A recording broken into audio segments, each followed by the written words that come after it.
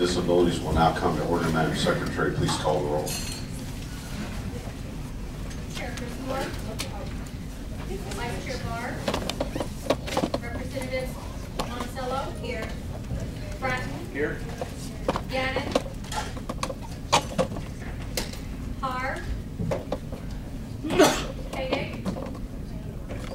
Meredith. Neely. Here. Newman. Here. Remley. Shoup.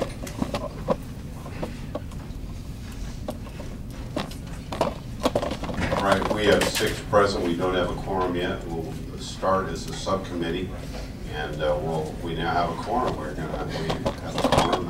If you want to roll call in, Representative. We're going to begin with the hearing on House Bill 2101. We want to welcome Lieutenant Governor Peter Kinder, who's joined us, and Representative Sean Horse, whenever you're ready. Thank you, Mr. Chairman. I want to thank the committee for their time in viewing this piece of legislation, and I think it's just good common sense legislation that will aid in fighting back things such as epidemics that influenza has inflicted on our population.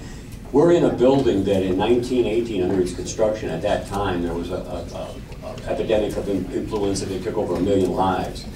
We should never think that that kind of thing can't happen again, or that that is over and will never happen again. So this legislation, what it does, simply, it requires that discharged patients over the age of 65 be offered the possibility of influenza vaccination or flu shot. It's important to remember that it's estimated that 90% of the seasonal flu-related deaths, more than 60% of the seasonal flu-related hospitalizations in the U.S. each year occur in people 65 years and older. That's a pretty heavy number when you're talking about 90%. It does not require you to have one. It requires some people to give you the opportunity to have a flu vaccination. We do have a substitute. We, in consultation with the hospitals, they would ask us to do a little work on it. We have. It's included in our substitute, which you probably have, hopefully, in front of you, that you can take a look at.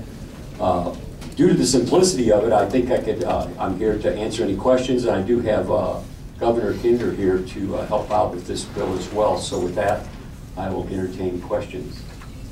Questions of the bill sponsor? See, Representative Shoup. To inquire, please. Thank you. Good afternoon. Good afternoon, Lieutenant Governor. Good to see you here. Here's my question for you. I actually have a bill that I think goes along with your bill, and I'm wondering if you would entertain the idea of, I have a bill that requires flu shots for all people who work in hospitals or in healthcare settings. It requires them, with certain exceptions, to get a flu shot because they're in touch with people who are in vulnerable states. Right. I would think most hospitals have a policy that requires that already. Many do, but not all. Many do, but not all. And you know, we've worked out, and I've talked to the hospitals that do to see how they work out their policy and how they check it. And I don't believe this creates a burden for anyone. It does allow for certain exceptions, and I think it goes along with the same concept that these people who are vulnerable, we want to make sure that they're not inadvertently being exposed to the flu when they go to the hospital or into a healthcare setting to be treated. It would be surprising that someone that is in the field would reject or wouldn't take the precaution of doing that, but I'd be willing to talk to you about it. Great, I'd love to talk to you about that. Thank you very much. Thank you, Mr. Chair. Further questions? Representative Monticello. To inquire. Good afternoon. We didn't get the copy of the sub. Could you just briefly tell us what's different from the original bill to the sub? I'd be glad to. What happened here is the committee substitute requires hospitals to offer immunizations against influenza virus to all patients 65 ages or older prior to discharge and with physician approval. This draft adds the approval may be given by another practitioner authorized to order vaccinations or as authorized by physician-approved hospital policy. Okay, thank you. And I'm assuming that the payment would be made by the individual insurance. A hospital, they're not required to. I thank you. I like this. As someone who has a lot of seniors in my district, I think this could be very beneficial. Thank you, Representative. Further questions of the bill sponsor? See none of those wishing to testify in favor of the bill. Thank you, Mr. Chairman, for the opportunity to appear before you. As you and all members of this committee know, I am charged by statute, as long as I'm temporary custodian of the office I hold, with being our state's chief advocate for the senior population. And I therefore consider it my duty to support good legislation such as House Bill 2101. Commend Representative Scharnhorst for sponsoring it, and likewise the companion Senate bill sponsored by Senator Dan Brown. Representative Scharnhorst gave you most of the stats. We know that older folks have a weakened immune system, weakening as the years pass, and that this would be beneficial to our public health in the state, especially of our seniors. I might point out that this bill, or a version of it, has passed in 11 states and has been implemented by regulation in Arizona. 90% plus, I'm told, of our hospitals are already doing it. I think it's good to codify in the statutes. So I commend the bill to you. Thank you.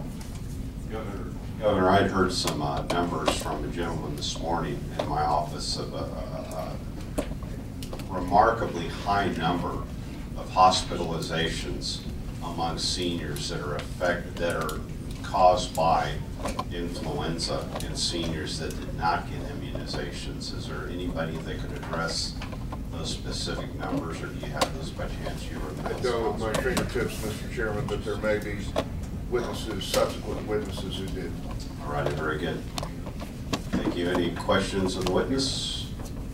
Thank you. Seeing none, thank you, Governor. Further witnesses in favor of the bill?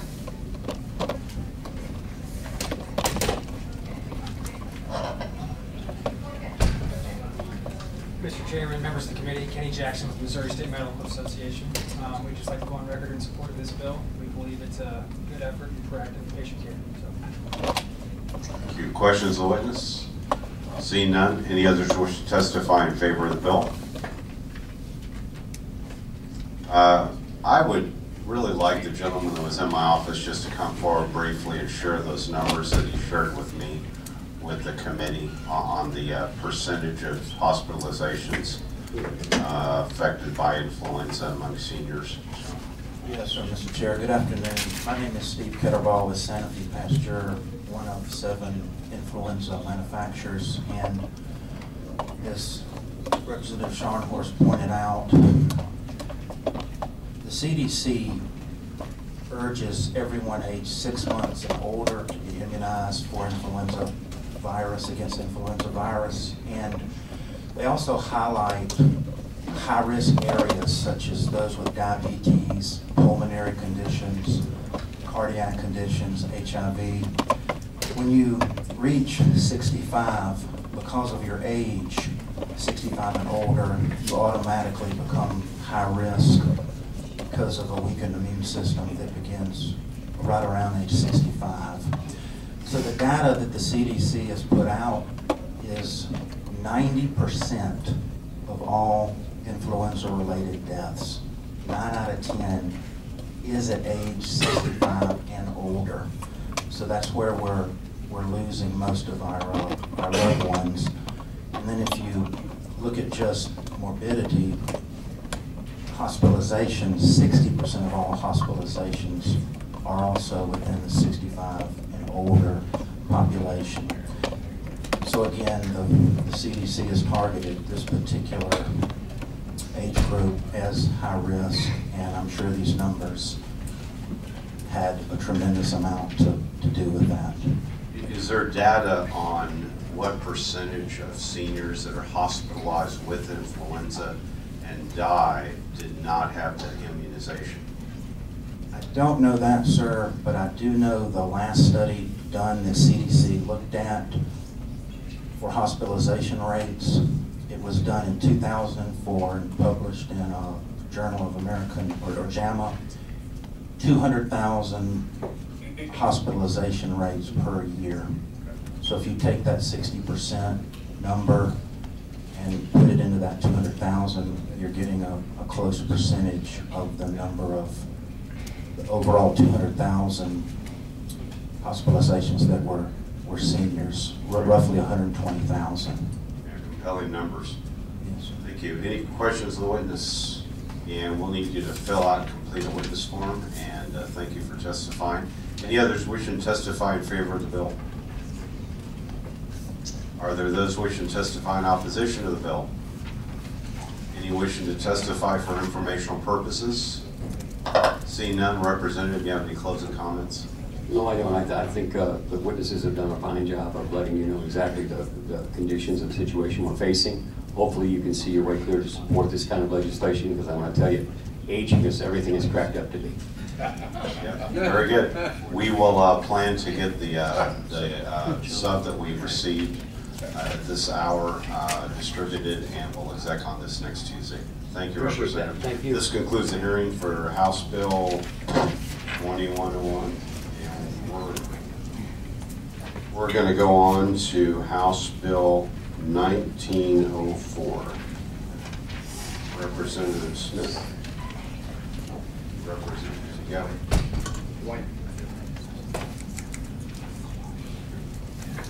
And Representative, we're going to need to budget our time here. We've got about just over 40 minutes till we'll be back on the floor and have to be out of here. So if we can plan to have this done in less than 20 minutes, that would be great.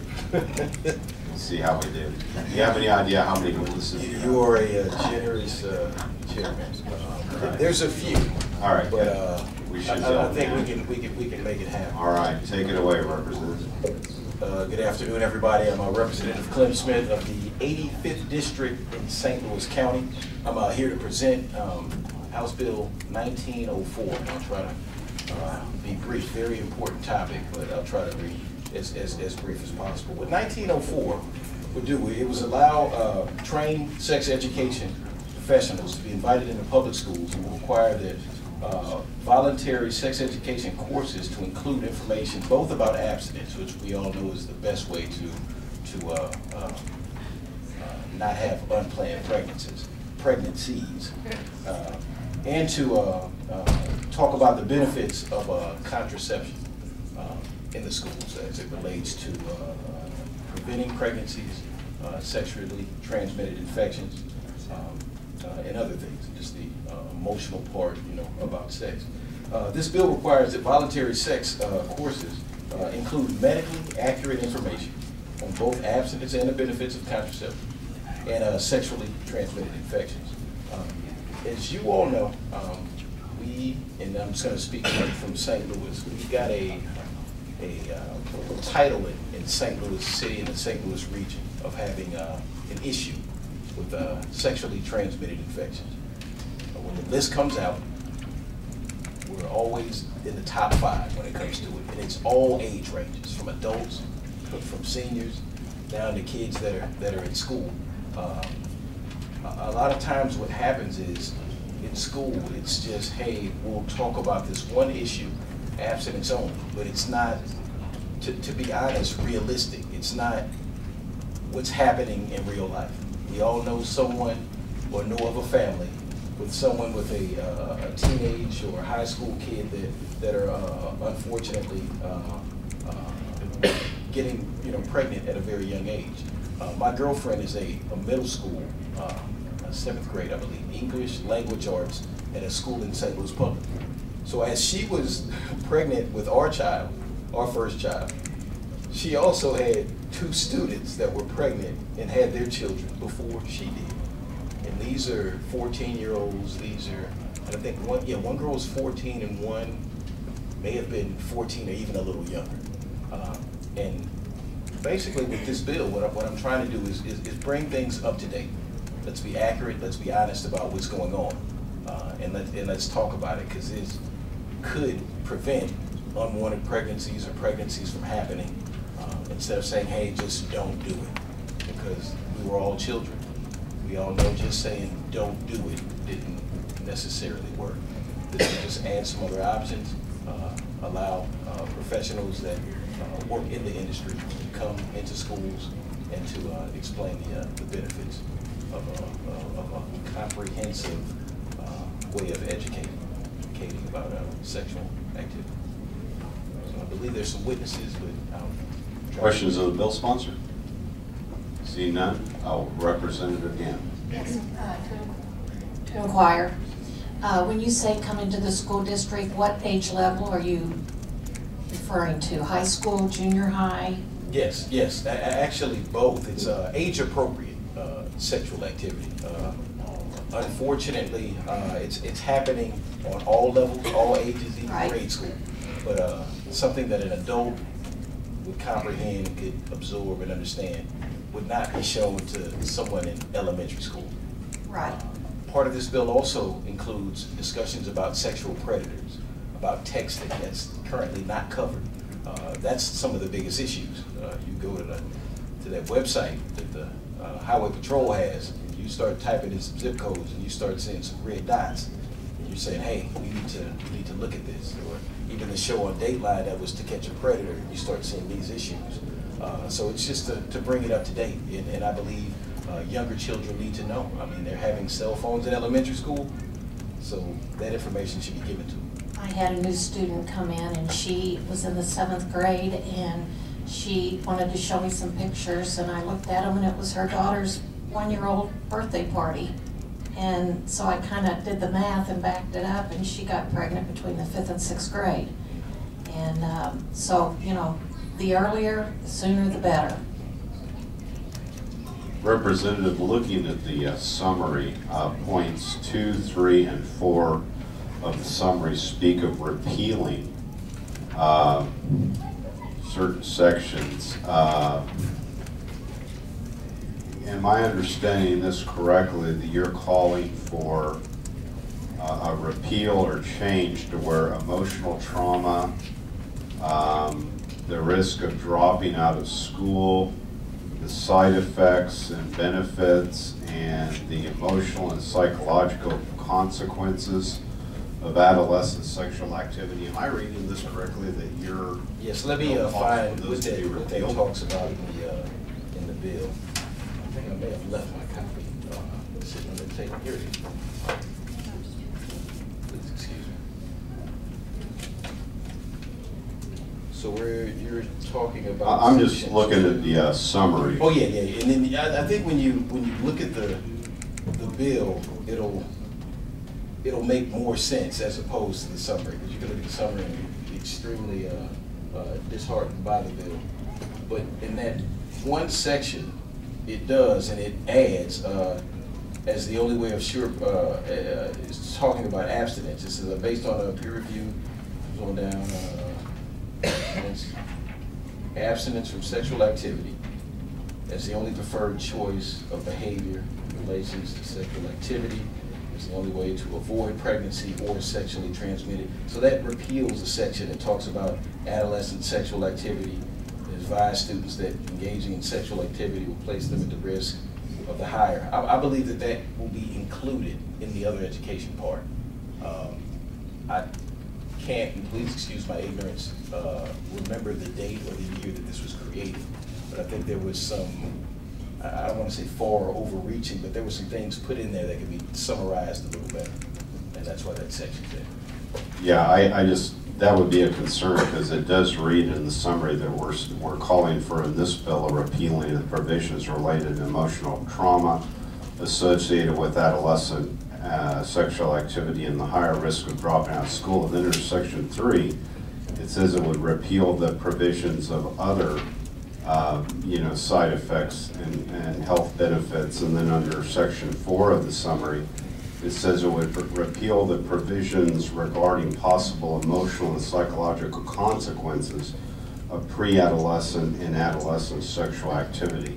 Okay, now do you have the copy of the other bill, because there's things that are added to summarize? I'm just looking at the summary of your bill, House Bill 1904. Yeah, I didn't do the summary. I wouldn't have done it that way. But if you look at the full version of the bill, but the summary is a lot scarier than the bill actually is. So that's what I'm saying. If you look at the black text on the bill, right, it starts to summarize and puts that back together. All right, very good. Any other questions of the sponsor, Representative Bratton? So just a comment on to kind of expound on what you were talking about. Looking at the bill, it's at page 2, and it's basically line through 16 all the way through 27 of what you're talking about, Mr. Chairman. And it would be replacing that with just basically talking about the side effects of the contraceptives and the methods to prevent that type of stuff.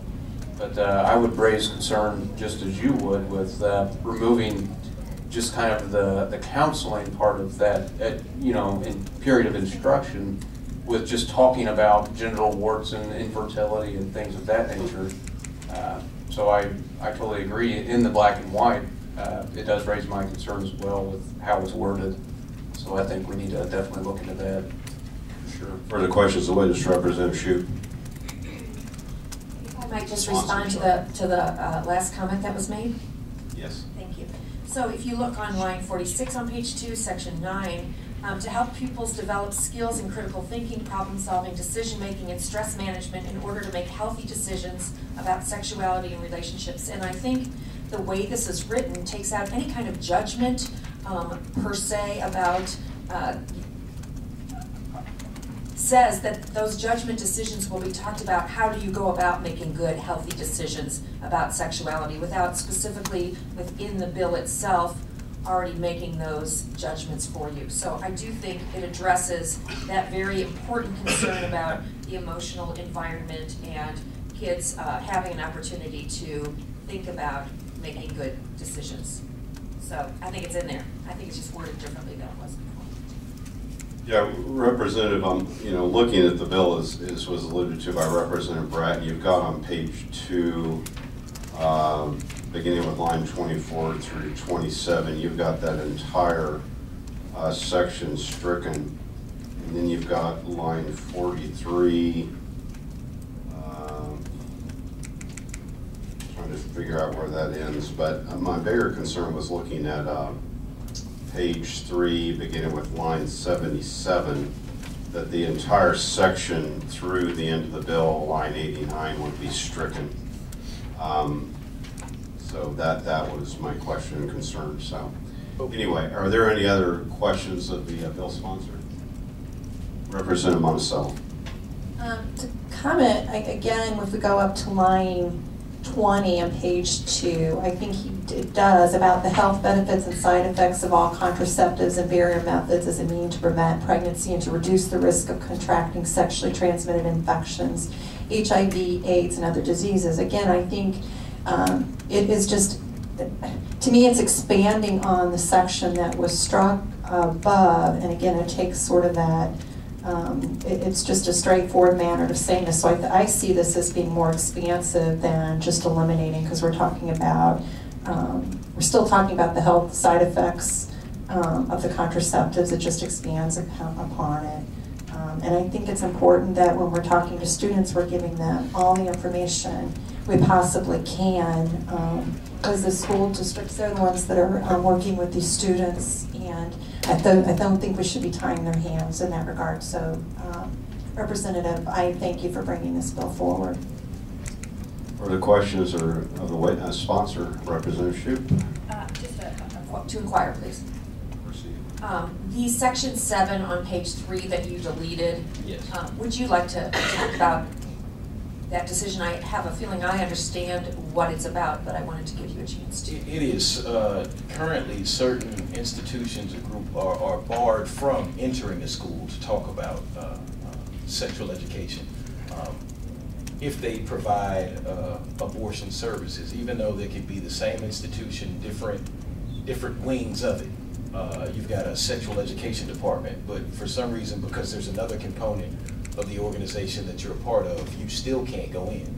Even if that's all you're doing. You're not a doctor and you're not performing any abortion or anything dealing with touching a patient, you're still barred from going in to the schools and to talk. And I don't think it's necessarily. For example, Planned Parenthood is one of those organizations, and I know that most of their work is not to do with abortions. It's to do with education and providing options for women in terms of contraception. I even think they see male patients. So Yeah. There's a full clinic that the Planned Parenthood operates.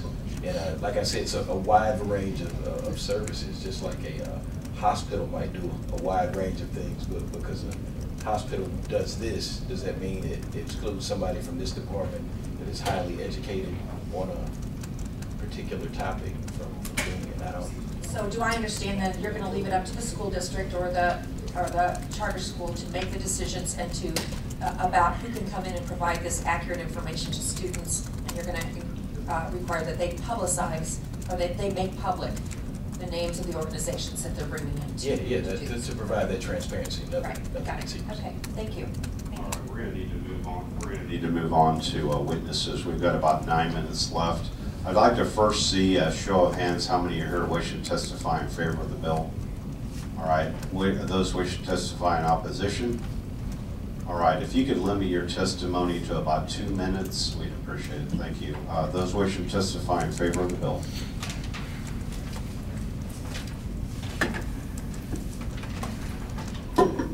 Good afternoon, Chairman and members of the committee. My name is Ryan Summerford, and I'm the statewide government affairs manager for Planned Parenthood Advocates in Missouri. I'm here to give testimony in support of Representative Smith's comprehensive sex education bill. I'd like to point out that teaching sex education doesn't increase sex, it increases safe sex, and it helps prevent unintended pregnancies. I think it's important to highlight with the use of sex education that we're not eliminating the abstinence-only curriculum.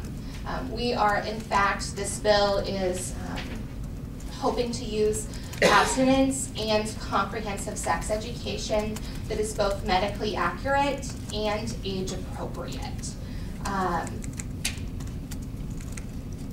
Teens who receive sex education for both abstinence and contraceptions are more likely than those who receive abstinence-only education until marriage to delay sexual activity. And once sexual activity begins, they are also more likely to use methods of safe sex and contraception. I'd like to point out that in recent polling, 86% of Missourians support teaching comprehensive sex education in schools. And this is according to a poll done in Missouri by the Heart Research Associates. Also in favor of comprehensive sex education is the American Medical Association, American Academy of Pediatrics, American Psychological Association, the American College of Obstetrics and Gynecologists, the Institution of Medicine Society and Adolescent Medicine, American Nurses Association, American Public Health Associations. I could keep going on for my entire 2 minutes. But I'd like to point out that not only is this well, but it also saves money. Great, ma'am, you're over 2 minutes. I appreciate your patience. Thank you for your testimony. Are there others wishing to testify in favor of the bill? No, we can't. We have to move on to other witnesses, or we're going to run out of time for the third bill, unfortunately. Well, be brief. Be very brief. We've got 25 minutes till we have to get through. Thank you for being here. First of all, can you give me what the STD rates are in the state? Like, particularly, I would thinking HIV. That is a fantastic question that I would be happy to get that answer back to you and members of this committee. I do not know those numbers off the top of my head, but I can tell you those numbers are staggering and would be quite shocking. Recently in St. Louis, we had testimony from a hospital that said their #1 cause of patients presenting themselves at the ER was STDs. And how many facilities does Planned Parenthood have across the state? In the state of Missouri, there are 13 facilities across the state that focus on sex education, prevention, screenings, and contraception. And correct me if I'm wrong, but you have one facility that actually provides, and this comes up a lot, abortion services, is that correct? Yes, and I will say that that abortion provider is completely separate and is not included in the 13 health centers. So the bulk of your work is education and prevention? 98% of what Planned Parenthood does in Missouri is comprehensive and preventative services. Thank you very much. And thank you for your testimony. Are there others wishing to testify in favor of the bill?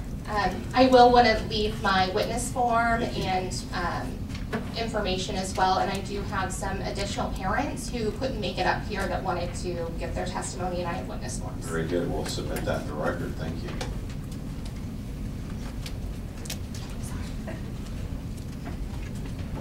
Mr. Chairman, members of the committee, my name is Crystal Williams, and I am a registered lobbyist for American Civil Liberties.